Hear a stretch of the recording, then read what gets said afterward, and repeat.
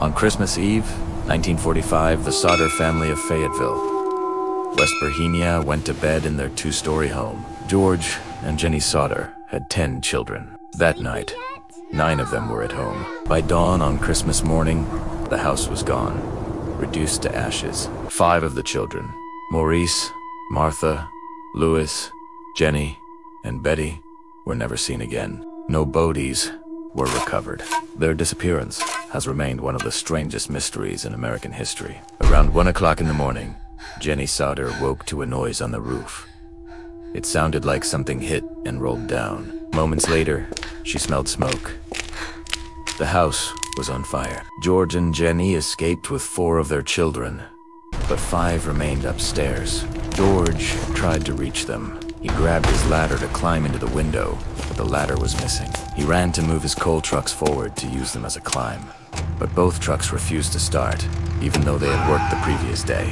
The phone lines were cut. In desperation, a neighbor ran to call the fire department, but by the time help arrived, the house had collapsed. Investigators searched the ruins, but found no trace of the missing children. No bones, no remains. Experts said that even in a fire, bones should be left behind. The official conclusion was that the children had died in the blaze. George and Jenny refused to believe it. They were convinced the fire was a cover for something far darker.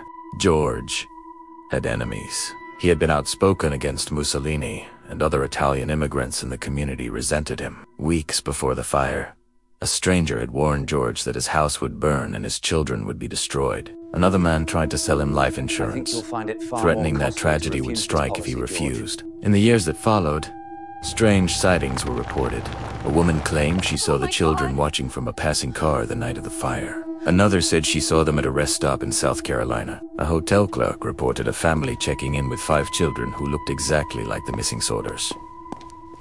George and Jenny could not let go. They put up a massive billboard on Route 16 with pictures of the missing children. It asked a haunting question. What was their fate? Kidnapped, murdered, or still alive? In 1967, Jenny received a strange letter in the mail. Inside was a photograph of a young man in his 20s. On the back were the words, Louis Sodder, I love brother Frankie. Hello boys. A 901, 32, or 35. Louis was one of the missing children. The man in the photo looked just like him, but no explanation ever followed, and the letter's origin was never discovered.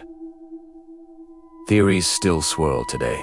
Some say the children were kidnapped by the Mafia to punish George. Some say corrupt officials covered up what happened. Skeptics argue that the children did die in the fire, but the evidence does not support it. George died in 1969, Jenny in 1989, without ever knowing the truth. Their surviving children carried on the search, but the answers never came. The Sodder case remains a chilling reminder that sometimes the greatest mysteries strike at the heart of an ordinary family. 5 children went to bed on Christmas Eve and were never seen again.